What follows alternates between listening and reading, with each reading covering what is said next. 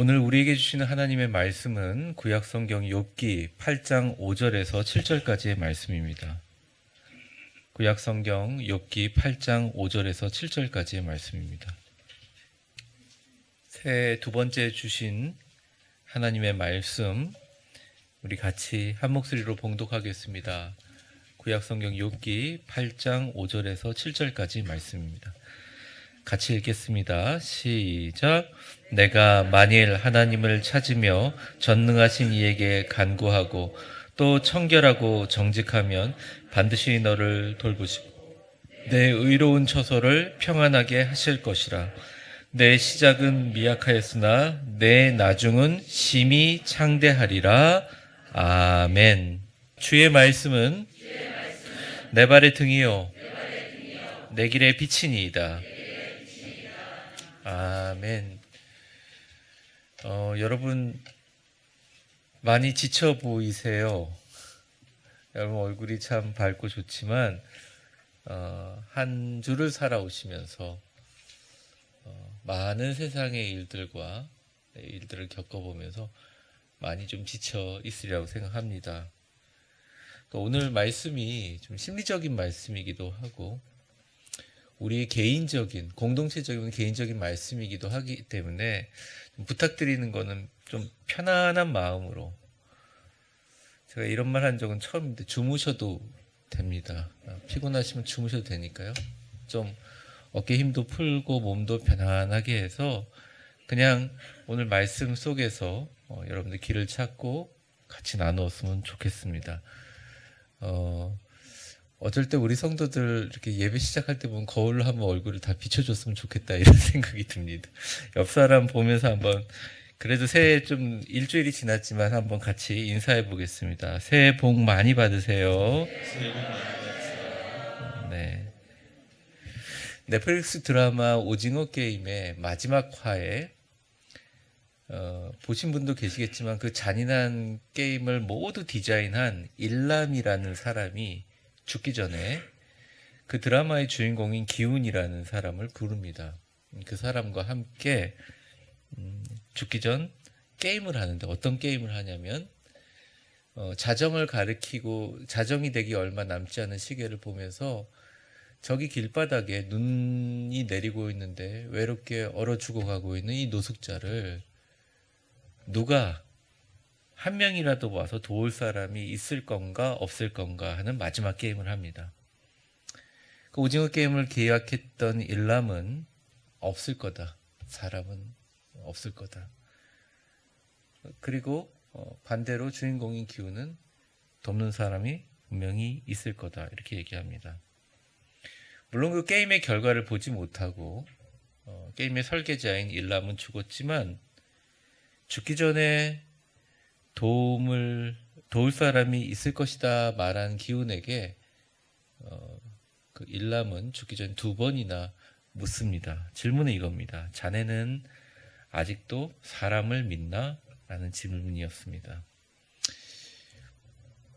이에 대해 기훈은 끝내 대답을 하지 못해요. 왜냐하면 이 질문이 가지고 있는 무거움을 알고 있기 때문입니다. 저는 이 드라마가 세계적인 선풍을 일으킨 것은 기발한 아이디어이고 한국의 전통 놀이를 소개하면서 여러 가지 재미있는 요소를 다뤘지만 가장 근본적인 이유는 인간 본성의 가장 중요한 부분을 말해주고 있다고 생각합니다. 그것은 바로 개인적이고 이기적인 삶의 추구라는 것을 그대로 적나라하게 보여줬기 때문에 세계적인 공감을 얻지 않았나 생각합니다. 봉준호 감독이 아카데미 시상식에서 마틴 스콜세지라는 거장 영화 감독의 말을 인용하며 많은 사람들에게 공감을 얻었습니다. 그 말은 가장 개인적인 것이 가장 세계적인 것이다. 이 말이 의미하는 의미가 참 맞다고 생각합니다. 그렇습니다. 우리가 신앙인을 떠나 한 인간으로서 우리는 모두 자신을 위해서 살아갑니다. 자신의 가장 강력한 변호인이고 자신에 대해서 가장 정당화할 수 있는 사람이 바로 사람이며, 이 세상에서 가장 소중하고 귀중한 자산은 바로 나이기 때문입니다. 2023년 새해를 시작하면서 이렇게 가장 중요한 일을 먼저 해야 되는데, 가장 중요한 것은 가장 중요하고 가장 귀중한 자산인 나를 위해서 기도하는 것부터 시작하자. 오늘 이 말씀을 드리려고 합니다. 하지만 우리가 기도를 안 하는 게 아니잖아요. 그래서 오늘은 우리가 새해를 시작하는 관점에서 나를 위한 기도를 시작할 텐데, 그 기도를 할 때 적어도 성경에서 이야기하는 관점으로 기도해서 나를 위한 기도가 하나님을 향한 새로운 축복의 길이 될 수 있게 돼야겠다. 어떻게 하는 것이 좋을까? 두 가지 관점에 대해서 여러분과 함께 짧은 시간 나눠보도록 하겠습니다. 첫 번째입니다. 제가 읽어볼게요. 치열하게 하나님을 찾다 보면 진정한 나를 만나게 된다는 것입니다. 사람은 절대 안 바뀐다는 분이 있고요. 어떤 분은 사람은 쉽게 바뀐다라는 이야기가 있습니다. 사람이 절대 안 바뀐다고 하시는 분들은 나름대로 논리가 있고요. 사람이 쉽게 바뀐다고 생각하는 사람은 또 사람을 바꾸고 사람을 발전시키기 위해서 노력을 합니다. 제가 드릴 수 있는 말씀은 사람은 둘 다 아니고요. 절대 쉽게 바뀌지 않는다 생각합니다. 바뀌긴 바뀐데 쉽게 바뀌지 않는다. 왜냐하면 우리라는 지금 존재는 작은 우주이기도 하고, 이 작은 우주라는 것은 오랜 시간 경험과 여러 가지 믿음들이 축적되어진 단단한 성벽과 같기 때문에 어릴 때랑 달리 이렇게 많은 시간들이 흐르고 나면 자기에게 쌓여진 성벽들을 자기가 보기가 어렵습니다. 왜냐하면 자기가 원래 가지고 있는 본성보다 그 사람들을 방어하기 위한 성벽들이 너무 크기 때문에 그 큰 성벽들을 움직이는 내 자신이 내 안에 있는 내면들을 살펴보기가 되게 어렵다는 거예요. 예를 들어 이런 겁니다. 40, 50대 가장들이 평생 꿈을 위해서 달려왔고 결국 뭔가 내 나름대로 물질이나 또 직업적으로 이루었는데, 그걸 돌이켜보니까 내가 진정 원하는 것이었나라는 생각이 들어 힘들어하는 분들을 많이 봅니다. 이게 진정한 내 바람이었나 생각하시는 분들이 있다는 거예요. 또 나이를 초월해서 정말 진정한 나를 찾기 위해서 인생을 살아가며 노력을 했는데 결국 진정한 나라고 생각했던 것조차도 다른 사람이 만들어주고 주변과 환경이 만들어준 그냥 그들의 생각으로 만들어진 자아실현이라는 것을 뒤늦게 깨달았을 때 너무 허무하고 힘들다고 하시는 분들을 많이 봅니다. 여자분들만 갱년기가 와서 힘든 게 아니에요. 남자들도 50대가 넘으면 우울증이 생깁니다. 그러니까 갱년기가 오시더라도 가끔은 조금 자제를 하시고 남편을 위로해 주시고 용기를 좀 주세요. 남편들은 갱년기라고 말할 수는 없지만 우울함이 옵니다. 그건 성공한 사람이든 어떤 사회적인 그런 거랑 상관이 없다는 거죠. 그 허무함을 돈이나 명예나 또한 관계나 유흥으로 감춰보려고 하지만 결국 그 깊은 공허감과 우울감에 시달리는 중년들, 청년들까지도 많이 보게 됩니다. 그런 것 같아요. 내가 온전히 나로 사는 것이 세상에서 가장 어려운 일인 것 같습니다. 여러분들은 온전한 여러분 자신으로 살고 계시나요? 오늘 저는 성경이 이에 대해서 어떻게 이야기하고 있나 한번 살펴보려고 합니다. 욥기는 성경에 기록된 문서 중에서 가장 오래된 문서 중에 하나입니다. 기록 연대가 오래됐다는 게 아니라 이 성경이 만들어지면서 원본들을 조합하면서 가장 오래된 내용들이 욥기다. 조금 신화적인 면이 있습니다. 욥의 일생들을 다루었는데 욥은 동방을 대표하는 엄청난 최고의 갑부로 살다가 최악의 거짓골을 당하게 된 그에게 수많은 사람들이 그에게 조언을 합니다. 그리고 오늘 본문에 욥의 친구인 하나인 빌닷이 욥에게 이렇게 조언을 하죠. 5절 말씀 같이 읽겠습니다. 시작. 내가 하나님을 찾으며 전능하신 이에게 간구하고. 욥에게 너 자신을 찾으라고 얘기하지 않습니다. 너 자신을 바꾸라고 조언하지 않아요. 너 자신의 문제를 빨리 파악해가지고 수정하고 보완하고 개발하라고 얘기하지 않습니다. 그는 조언하지 않아요. 왜? 이미 욥의 상태는 그 엄청난 고난과 인생을 겪은 욥에게는 그 어떤 조건도 욥을 절대 바꾸지 못할 것을 알고 있기 때문입니다.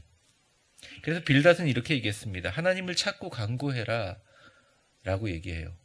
다시 재산을 찾으라는 것도 아닙니다. 다시 자식이 살아나게 해달라고 하는 것이 아닙니다. 다시 재산과 자식이 살아나서 명예를 회복하게 해달라고 빌닷은 간구하라고 하지 않았습니다. 오직 네가 만일 하나님을 찾으며 전능하신 이에게 간구하며, 그러니까 오직 하나님께 달겨들어 찾고 간구하고 그 속에서 진정한 욥 너 자신을 만나라. 그는 영적인 조언을 하고 있습니다. 우리 개혁주의 기독교의 신학의 창시자인 존 칼빈은 기독교 강요 서문에서 이렇게 이야기했습니다. 같이 읽어볼까요? 시작. 인간은 하나님 안에서만 진정한 존재가 발견되어진다. 네, 제가 어저께 이 글을 읽으면서 설교하면서 제가 쓴 글입니다. 저랑 같이 한번 읽어보겠습니다. 시작.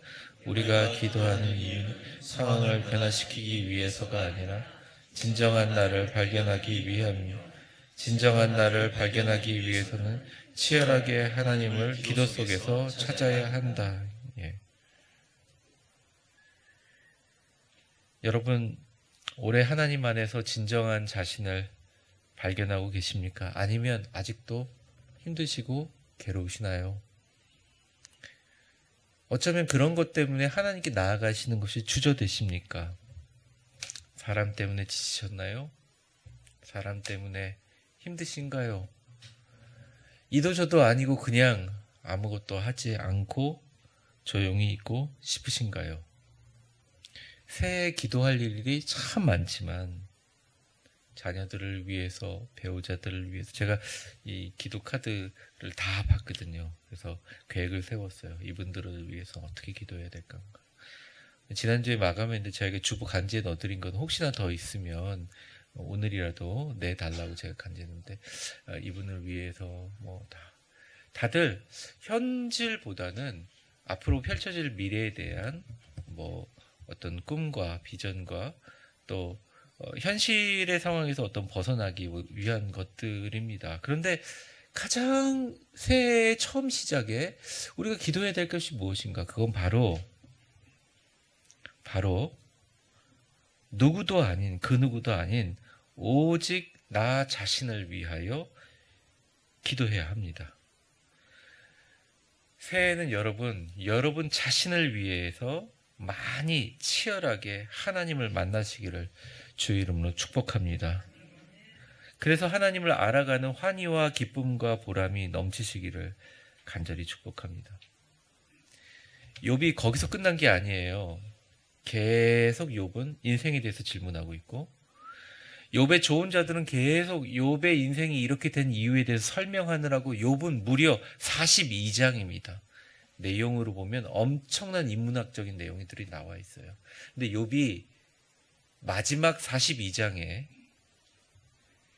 그는 하나님을 만나 자신을 발견하고 이렇게 이야기합니다. 내가 죽게 대하여 귀로 듣기만 하였사옵나나 이제는 눈으로 주를 배옵나이다. 이렇게 얘기합니다. 그러니까 치열하게 하나님을 찾고 하나님을 만나고 또 사람들의 이야기와 말 속에서 또 하나님께 계속 나아갔더니 그는 변화가 됩니다. 결국 그는 알게 되는 거예요. 하나님 앞에 아무것도 아닌 피조물인 진짜 자신을 발견하고 겸손과 감사로 하나님께 엎드려 눈으로 보는 것 같이 주님을 아름답게 만나게 된다는 것입니다. 그리고 하나님은 욥의 말년에 창대케 하시고 엄청난 축복을 베푸신다는 거죠. 여러분이 믿지 않으실 수도 있다고 생각합니다. 그런데 결국 내가 무엇을 위해서 달려가고 있는가, 나와 하나님의 관계는 어떠한가, 진정으로 나를 사랑하고 나를 위해서 기도했는가 생각하시면서 올해 가장 처음 시작을 하나님과 기도하며 하나님과 승부를 보려고 하시는 분들에게 하나님은 그 과정 속에서 여러분들을 만나게 되시고 여러분들이 스스로 발견하게 하시고 엄청난 변화와 축복이 넘치게 하실 줄을 믿습니다. 겸손도 생기고요. 감사도 생기고요. 그 가운데 하나님이 주시는 섭리도 우리는 조금 이해하게 됩니다. 우리 옆 사람 웃는 얼굴로 한번 축복해 보겠습니다. 격려하고 축복합니다. 새해에는 하나님을 만나고 모든 일이 술술 잘 풀리기를 축복합니다. 정말 무슨 일이 일어날지 저도 잘 몰라서 요즘에는 아침에 일어나면 물론 이제 새벽 기도가 없는 날은 이제 음성 큐티를 녹음하지만 그냥 이렇게 기도합니다. 하나님, 오늘 무슨 일이 일어나든 하나님이 저와 함께 하시면 됩니다. 이제 이렇게 기도하고 이렇게 간구하는 걸 해요. 새해 하나님을 만나고 무슨 일을 만나든지 만사형통하시기를, 그리고 어려워도 하나님과 손잡고 걸으시기를 주님의 이름으로 간절히 축원합니다. 그런데 말이죠, 무작정되고 하나님을 만나라 이러면 많은 성도님들이 하나님께 나아가서 기도 제목을 갖고 그냥 기도합니다. 잘 영적으로 통할 때는 좋은데요, 이게 잘 안 될 때는 마치 이렇게 방음벽이 있는 데다가 하나님 그러면 하나님 하고 메아리 치는 것처럼 홀로 독백하는 것처럼 기도할 수가 있다는 거죠. 그래서 두 번째 대지는 하나님께 나아갈 때 우리가 어떤 방식으로 기도해야 될 것인가 이죠. 같이 읽어보겠습니다. 시작. 하나님께 자신의 내면을 솔직히 이야기하라. 청결하고 정직한 자아 정체성이 온전한 치유의 시작이다. 앞서 말한 것처럼 우리의 근원적인 본성은 바뀌지 않습니다. 아니, 바꾸기가 쉽지 않아요. 나의 근원적인 본성을 바꾸려면 사실은 내 주변과 환경이 아니라 나의 내면, 즉 내가 바라보는 관점을 바꿔야 됩니다. 쉽게 얘기하면 이런 거죠. 어떤 사람에게 제가 바꿔지기를 원한다고 조언을 한다고 그 사람이 바뀌냐? 안 바뀌어요. 아니면 여러분들이 어떤 좋은 말을 듣고 또 좋은 어떤 인사이트를 깨달아서 아, 내가 내 자신을 바꿔야겠다라고 생각하는 것 바뀌지 않습니다. 바뀌지 않아요. 왠지 아세요? 나를 바꿀 수 있는 건 나이기 때문입니다. 그런데 나를 바꿀 수 있는 것은 나의 존재의 중심이라면 내가 나를 바라보는 관점이 건강해야 건강하게 바꿀 수 있는 거고요. 내가 나를 바라보는 관점이 건강해지지 않는다면 바꾼다고 한들 건강하지 못하게 바꾼다는 것입니다. 그래서 많은 분들이 아주 단순한 진리들을 잊어버려요. 어려운 일과 힘든 일이 있을 때 고민하고 그 문제와 돌파해서 싸우려고 하는 것보다 자기 자신 속으로 들어가야 됩니다. 식사도 잘 하시고 잠도 잘 주무시고 세상과 나와 관계없이 조용히 자기 자신을 바라보는 시간들이 너무너무 필요하다는 거예요. 제가 어저께 새벽에 쓴 글인데요. 제가 같이 한번 읽어주실래요? 시작. 결국 나를 근원적으로 바꾸기 위해서는 나에 대한 나의 사랑과 존중, 즉 자존감과 자아상을 어떻게 하나님 기뻐하시는 방향으로 조정할 것인가, 그것이 매우 중요하다. 하나님은 우리를 잘 아십니다. 우리의 한계와 약점도 잘 아세요. 그래서 하나님께 내가 어떻게 나아갈까 만들어도 하나님이 이게 내가 만든 건지 진짜 우리가 힘든 건지 어려운 건지 다 아십니다. 하나님께 기도하며 몸부림치고 매달리다 보면 점점 그러하신 분인 걸 느끼게 됩니다.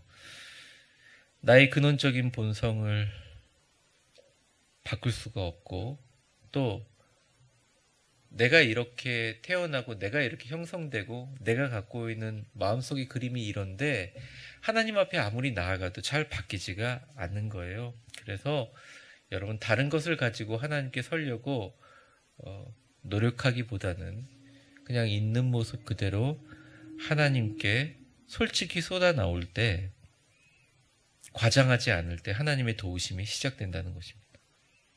새해에는 하나님께 기도할 때 나의 자존감, 나의 자아상에 대해 솔직하게 하나님께 이야기해야 됩니다. 나를 바라보는 나의 감정을 하나님께 솔직히 내려놓을 때 하나님의 도우심이 시작된다는 거예요. 왜냐하면 하나님은 판단하시는 분이 아니라는 거죠.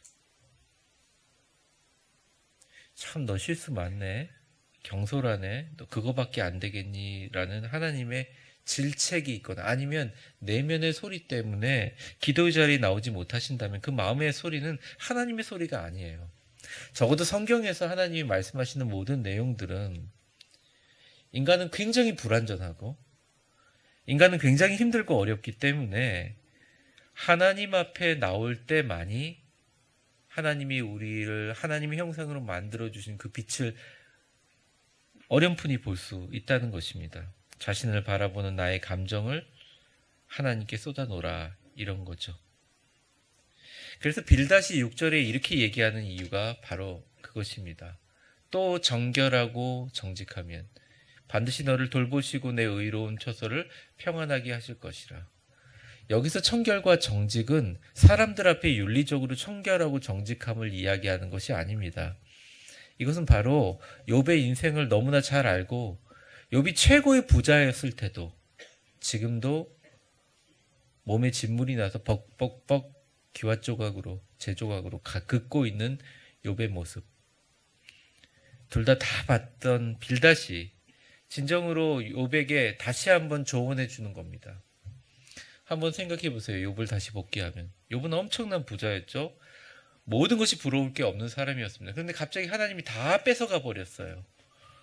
근데 욥이 어떻게 했습니까? 피부에 진물이 나서 벅벅벅 긁고 있으니까 자기의 가장 위로해 줘야 될 아내조차도 하나님 저주하고 죽어버려라, 이렇게 얘기를 합니다. 저주잖아요. 사실은 그런 걸 당하고 나서 일반적인 사람들은 고통 속에 부르짖을 때는 그는 이렇게 얘기했습니다. 내가 적신으로 왔고 적신으로 돌아갈, 내가 사는 것도 죽는 것도 다 하나님께서 주신 것이니 당연하다. 너는 어리석은 여자처럼 하나님께 죄짓지 말아라. 이렇게 멘트를 날렸습니다. 정말 대단한 이야기 아닙니까? 그런데 그 과정을 욥의 친구들이 봤다는 거죠. 그럼 거기서 이야기가 끝났어야죠. 왜 42장까지 이어지냔 말이에요. 신앙이라는 것은 정답을 딱 얘기하고 잘 알아서 할 테니까 지금부터 천국행 티켓 갖고 교회 안 나와도 되고 기도 안 해도 되고 죽을 때까지 하나님 안 만나도 된다라고 얘기하지 않습니다. 우리에게도 욥과 같은 42장이 있다는 거예요. 어떤 분들에게 어려운 일이 생겼습니다. 우리 성도들에게 어려운 일이 생겼어요. 그런데 성도들이 얘기하죠. 나는 그래도 하나님을 찬양한다 얘기합니다. 거기서 끝입니까? 아니라는 거예요. 그때부터가 바로 시작이라는 거예요. 그때부터 인생에 대한 고민과 해답과 그런 것들에 대한 얘기들을 찾아가는 거죠. 결국 빌닷은 욥에게 이야기합니다. 이제는 담백하고 청결하고 정직하게 하나님께 네 속마음 쏟아놔. 이제 괜찮아, 내려놔. 그러면 반드시 너를 돌보시고 내 의로운 처소를 평안하게 해줄 것이라고 얘기하고 있습니다. 세상이 문제라는 분이 있습니다. 또 시대가 문제라는 분이 있습니다. 가정이 문제라고, 정치가 문제라고, 경제가 문제라고, 우리 동네가 문제고, 아파트 주민이 문제고, 그리고 종교가 문제라고, 한국교회가 문제라고 하시는 분들이 있습니다. 근데 돌이켜보면 사실은 문제는 우리를 둘러싸고 있는 것이 아니에요. 문제는 내 안에 있다는 것입니다. 모든 문제는 내가 나를 바라보는 근원적이고 내면적인 시각에 다 달려 있다는 것이죠. 근데 우리가 기억해야 될 진짜 중요한 점은 우리 자신은 그것을 계속 아름답게, 계속 하나님 보시 귀한 시각으로 바꿀 능력이 없다는 것이에요. 그것은 오직 하나님만이 가능하다. 그것이 바로 성경의 메시지인 것입니다. 사랑하는 성도 여러분, 여러분의 내면의 자아상 그대로 하나님께 나와서 치유받으시는 복이 올해는 꼭 있으시기를 바랍니다. 물질적인 축복도 중요하죠. 근데 마음이 편해야죠. 올해는 여러분들의 몸의 건강에 이상이 있다면 꼭 매일 매순간 주님을 만나서 위로받고 몸에 있는 병들도 다 나아지기를 주의 이름으로 축원합니다. 심리적인 병이 어디 있어요? 다 뇌에서 만드는 호르몬에서 나오는 건데. 그럼 그 뇌가 건강해야죠.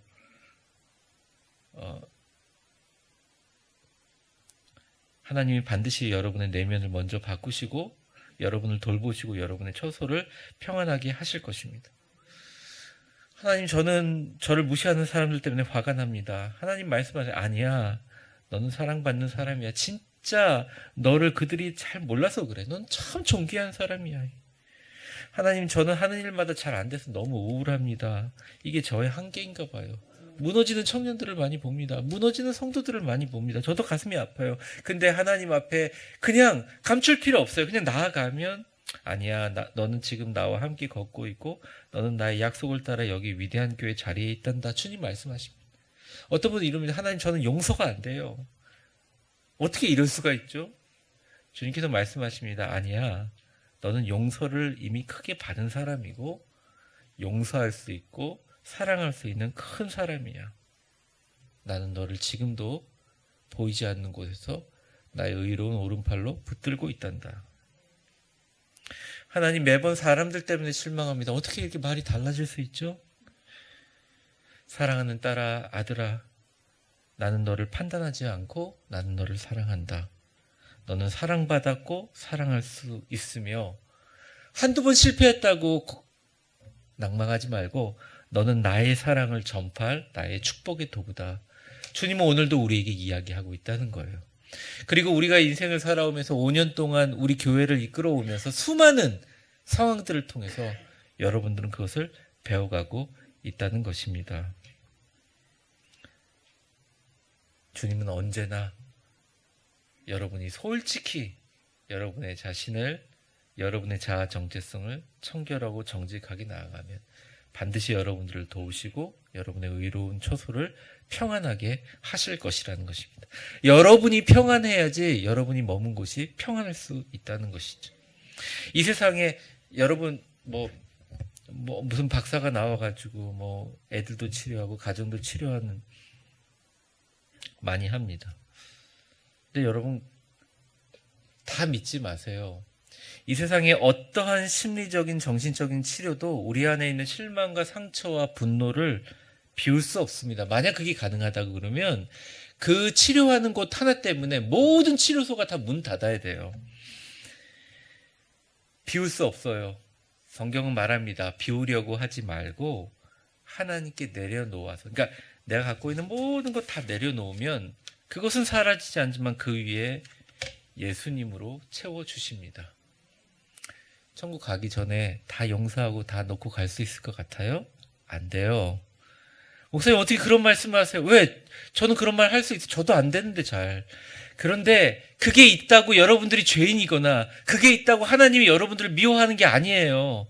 그러면서 하나님께 멀어지지 마세요. 그냥 우리예요. 그게 인간이에요. 들고 가라고요. 근데 순간순간 하루를 살아가면서 그 위에 예수님의 보혈과 십자가를 붙들고 그 안에서 살아가는 거예요. 그게 우리 사람이라는 것입니다. 사랑하는 성도 여러분, 예수님으로 채워가는 올 한 해가 되시기를 바라고, 처음에는 미미하지만 나중에는 창대케 해주실 주님을 기대합니다. 7절, 내 시작은 미약하였으나 내 나중은 심히 창대하리라. 말씀을 정리하겠습니다. 여러분, 작년도 올해도 여전히 치열하게 여러분 자신을 위해서 살 것입니다. 국가를 위해서, 민족을 위해서, 세계 평화를 위해서, 교회를 위해서 사신다고 하지만 결국 여러분들은 여러분 자신을 위해서 살아가게 될 것입니다. 그런데 죽도록 열심히 일해온 인생에 결국 잃어버린 것이 내면과 육체의 건강이라면 진짜 여러분 자신을 위해서 산 것일까요? 끊임없이 남과 비교하며 자기 자신을 저평가하고 만약 괴롭히고 있는 분들이 계시다면, 고통 가운데 있다면 그게 정말 자기 자신을 위해 살아가고 사랑하는 것인가요?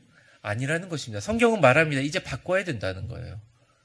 성경이 말하고 있는 진리는 우주적인 구원에 대해서 얘기하는 것 같지만 결국은 우리 자신을 향해서 이야기하는 거예요.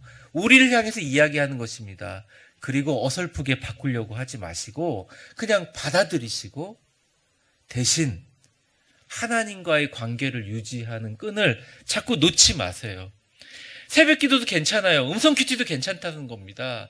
그냥 일주일에 한 번 주일 말씀도 괜찮아요. 아니면 여러분 혼자 성경을 보면서 깨달아도 좋고 좋은 목사님 설교도 상관이 없어요. 가장 중요한 것은 하나님은 언제나 여러분들 향해서 판단하지 않고 여러분들을 가장 사랑하고 여러분들을 가장 존중하고 있다는 것입니다. 기도하는 존재의 중심인 여러분들이 여러분 자신을 미워하거나 아니면 다른 사람들을 용서하고 있지 못한다면 교회나 가정이나 우리의 인생에 반드시 그것에 대한 영향력을 끼칠 수밖에 없습니다. 그리고 사랑하는 가족과 결국은 자신에게 돌아가게 될 수밖에 없어요. 새해는 먼저 여러분 자신에게 너그러워지시고 나를 격려하시고 하나님 은혜 안에서 행복하시기를 주의 이름으로 축원합니다. 그건 누구도 해줄 수 없습니다. 우리 자신밖에 할 수밖에 없어요. 그래서 자신의 가슴에 손을 대고 마지막으로 한번 선포해 보겠습니다. 선포라고 하긴 그런데 자기 자신을 하는 말이에요. 한번 저를 따라해 보세요. 올 한 해 참 수고했다. 나는 내가 너무 사랑스럽고 자랑스럽다. 주님을 만나 매 순간이 치유가 되시기를 바라고 주님과 함께 매 순간 새로워지시기를 바라고 이게 처음에 보기엔 되게 미약하지만 나중에 창대하게 되실 줄 믿습니다. 새해 무엇을 가장 먼저 해야 되느냐? 새해 다른 것 위해서 기도하기보다 새해는 여러분 자신을 위해서 기도하는 것부터 시작하시는 주님을 만나 주님의 창대케 하심과 돌보심과 처소를 평안하게 하심과 은혜와 기쁨이 넘치는 여러분들 되시기를 주의 이름으로 축원합니다. 기도하겠습니다. 하나님 아버지, 내가 만일 하나님을 찾으며 전능하신 이에게 간구하고 또 청결하고 정직하면 반드시 너를 돌보시고 내 의로운 처소를 평안하게 하실 것이라. 내 시작은 미약하였으나 내 나중은 심히 창대하리라. 축복한 빌닷의 욥을 향한 조언이 우리의 조언됨을 믿습니다. 하나님, 치열하게 하나님을 찾아 진정한 나를 만나게 하시고 새해에는 하나님을 만나 모든 일이 형통하여지게 하여 주옵소서. 새해에는 내 내면을 온전히 쏟아놓고 청결하고 정직한 자아 정체성을 통하여 온전한 치유가 주님과 함께 시작되게 하여 주시옵소서. 사람들의 이야기와 메시지가 아니라 하나님이 나에게 주시는 위로와 치유의 메시지를 통해서 내가 나를 바라보며 나를 향하는 메시지가 달라질 수 있도록, 그래서 그 은혜와 축복을 흘려보낼 수 있도록, 복의 유통자로 사용될 수 있도록 인도하여 주시옵소서. 예수님의 이름으로 기도합니다. 아멘. 축복합니다. 이제는 우리 주 예수 그리스도의 은혜와 역사의 주관자가 되신 하나님 아버지의 사랑과 성령의 충만하심과 교통하심이 우리는 하나님 앞에 나아갈 때마다 때때로는 의심하고 때로는 절망하고 때로는 공허하지만 내가 만일 하나님을 찾으며 전능하신 이에게 새해 나를 위하여 간구하고 나아가면 또 나의 모든 것을 청결하고 정직하게 주님 앞에 내려놓으면 반드시 너를 돌보시고 내 의로운 처소를 평안하게 하시며 내 시작은 미약하였으나 내 나중은 심히 창대하리라 하신 하나님의 말씀에 아멘으로 고백하며 새해에는 나를 위한 기도로부터 시작하며 주님, 내가 주님을 만나러 갑니다. 진정한 나를 만나게 하시고 내가 맞는 주님의 나에게 주신 그 말씀 따라서 위로받고 치유하며 매 순간 하나님 나라 향해 천성 향해 걸어갑니다. 주여 나를 도우시고 나와 함께하여 주옵소서. 찬양하며 기도하며 나아가는 우리 위대한 교회 모든 성도들 한 분 한 분 머리 위와 새로운 교단으로 주님의 길을 걸어가는 설창수 목사님과 가족들 머리 위에 이제와 영원히 함께 계실 것을 간절히 축원하옵나이다. 아멘.